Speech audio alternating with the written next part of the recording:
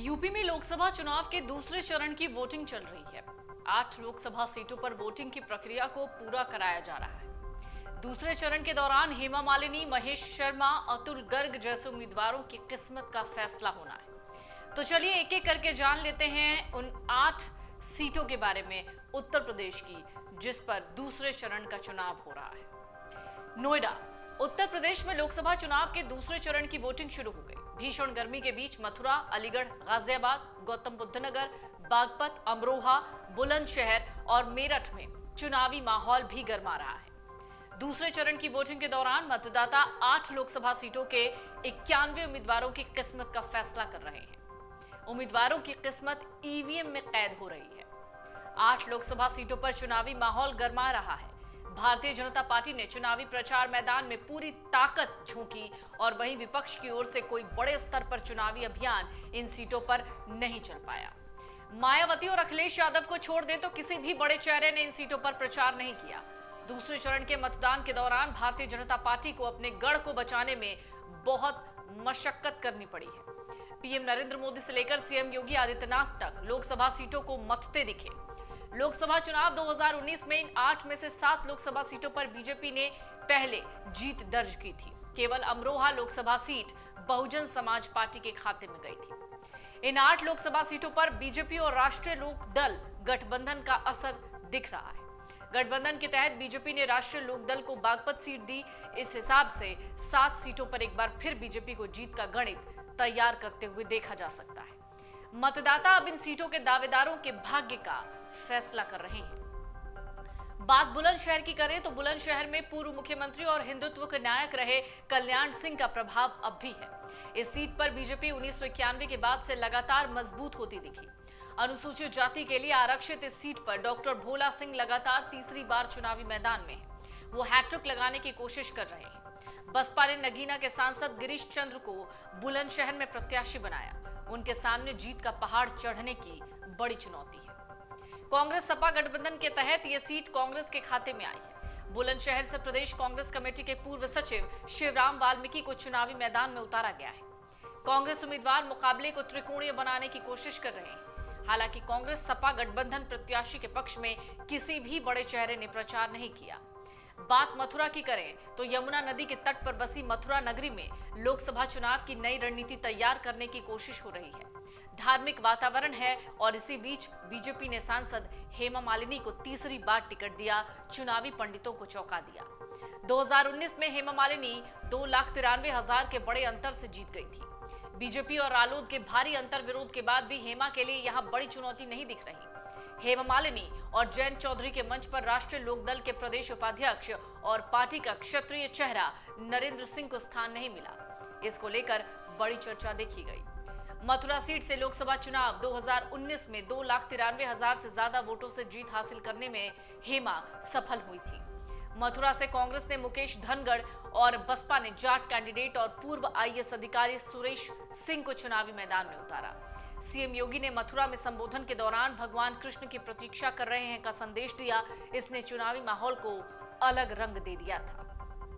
गाजियाबाद में अतुल गर्ग के सामने बड़ी चुनौती गाजियाबाद में लोकसभा चुनाव को लेकर है, जहां अतुल गर्ग को चुनावी मैदान में उतारा गया है। भारतीय जनता पार्टी ने जनरल रिटायर्ड वीके सिंह का टिकट काटा, अतुल गर्ग को चुनावी मैदान में उतारा। गाजियाबाद सीट पर बीजेपी केंद्रीय इकाई की सीधी नजर होती है। ऐसे में 29.38 लाख मतदाताओं वाली इस सीट पर चुनावी हलचलें हैं। जनरल वीके सिंह का टिकट कटने के बाद क्षत्रिय मतदाताओं में नाराजगी है। योगी सरकार में मंत्री रहे अतुल गर्ग के चुनावी मैदान में उतरने से कई समीकरणों के बनने और बिगड़ने का खतरा है। गाजियाबाद सीट पर क्षत्रिय, ब्राह्मण, वैश्य, गुर्जर वोटों की संख्या बहुत ज्यादा है। बीजेपी इन वोट बैंक पर अपना अधिकार मानती है। पीएम नरेंद्र मोदी ने जनरल वीके सिंह को अपने रथ पर सवार कर गाजियाबाद में रोड शो किया। इसके जरिए क्षत्रियों की नाराजगी को दूर करने की कोशिश हुई। वहीं कांग्रेस ने 2019 के बाद फिर डोली शर्मा को टिकट देकर अलग रणनीति बनाने की कोशिश की है। बसपा ने नंदकिशोर पुंडीर के जरिए क्षत्रिय वोट बैंक में सेंधमारी की कोशिश की है। मेरठ में राम की अग्नि परीक्षा है। दरअसल मेरठ में चुनावी माहौल गरमाया हुआ है। मेरठ हापुड़ संसदीय सीट पर पर्दे के राम के सामने अग्नि परीक्षा की स्थिति है। लोकसभा सीट पर उनकी चुनौती को वोटर्स देख और समझ रहे हैं। 20,06,000 वोटर वाले इस सीट पर बीजेपी ने अलग रणनीति अपनाई। पूरब से पश्चिम को धार्मिक तार से जोड़ा, पर्दे के श्रीराम अरुण गोविल को चुनावी मैदान में उतारा। हैट्रिक लगा चुके बीजेपी सांसद राजेंद्र अग्रवाल का टिकट कटा और बीजेपी ने अरुण गोविल को टिकट दे दिया।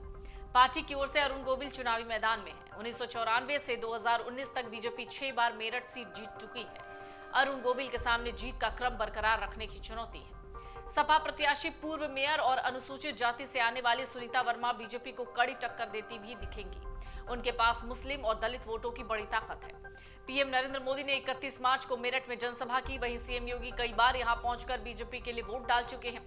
अरुण गोविल अपनी राम वाली छवि के जरिए वोटरों के बीच पॉपुलर रहे, लेकिन उन्हें विपक्ष की कड़ी टक्कर का भी सामना करना पड़ रहा है।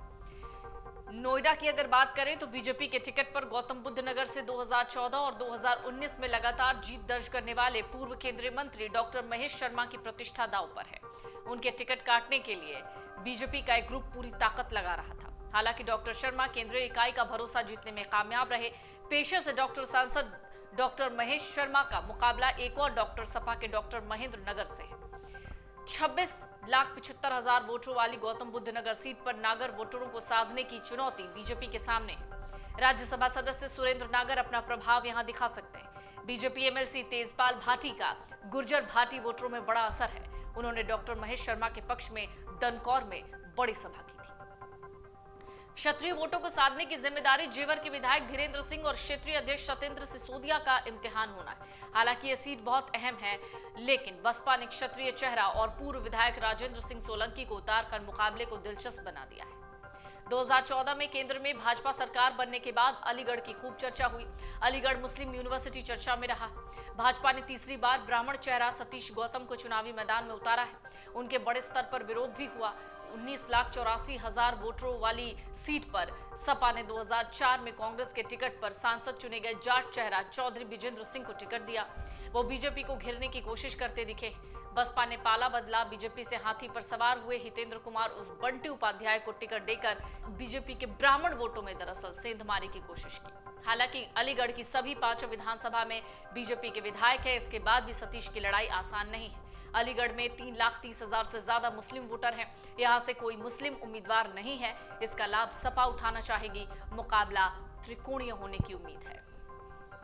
बागपत को जाट रणनीति का गढ़ माना जाता रहा है। चौधरी चरण सिंह के काल से ये समाजवादी चिंतकों और इस विचारधारा से प्रभावित नेताओं के लिए राजनीति का काशी कहा जाता है। पूर्व पीएम चौधरी चरण सिंह की विरासत संभाल रहे जयंत चौधरी का इस सीट पर प्रभाव दिखता है। हालांकि 4 दशकों से पहली बार इस सीट पर चौधरी परिवार का कोई उम्मीदवार नहीं है। 16,46,000 मतदाता वाली बागपत सीट पर रालोद के कर्मयोगी चेहरा रहे डॉक्टर राजकुमार सांगवान को प्रत्याशी बनाकर बड़ा संदेश दिया है। इस पर 2014 और 2019 में बीजेपी के डॉक्टर सत्यपाल सिंह ने जीत दर्ज की थी। बीजेपी से गठबंधन के बाद यह सीट रालोद के खाते में गई। बागपत में सपा ने पहले मनोज चौधरी को उम्मीदवार घोषित किया। बाद में साहिबाबाद के पूर्व विधायक अमरपाल शर्मा को टिकट दिया। बसपा में दिल्ली हाई कोर्ट के वकील प्रवीण बंसल पर दाव लगाया। इस सीट पर जयंत चौधरी की प्रतिष्ठा दांव पर है। तो क्या अमरोहा से दानिश तिलिस्म तोड़ पाएंगे? अमरोहा लोकसभा सीट सपा कांग्रेस गठबंधन में कांग्रेस के पाले में गई है। इस सीट से कांग्रेस ने बसपा के निवर्तमान सांसद कुंवर दानिश अली को चुनाव मैदान में उतारा है। ये सीट पीएम नरेंद्र मोदी और सीएम योगी आदित्यनाथ के तेवर भरे संबोधनों से चर्चा में। अमरोहा की धरती पर राजनीतिक पारा गरमाया हुआ है। 17,13,000 वोटों वाली सीट पर साल 1984 के बाद किसी प्रत्याशी को लगातार 2 बार जीत नहीं मिली है। दानिश अली के सामने इस तिलिस्म को तोड़ने का एक चुनौती भी है उनके सामने। दरअसल दानिश से नाराज पूर्व सीएम मायावती उन्हें बिना नाम लिए विश्वासघाती बता चुकी थी। बसपा ने सीट पर मुस्लिम चेहरा मुजाहिद को खड़ा करके सपा कांग्रेस उम्मीदवार को घेर लिया है। 6,50,000 से ज्यादा मुस्लिम वोटों के बंटवारे के बीच भाजपा 2014 की तरह कमल खिलाने की कोशिश में जुट गई है। अगर आप ये वीडियो YouTube पर देख रहे हैं तो हमारे चैनल को सब्सक्राइब करें और बेल आइकन को दबाना ना भूलें। अगर आप Facebook पर यह वीडियो देख रहे हैं तो हमारे पेज को लाइक करें।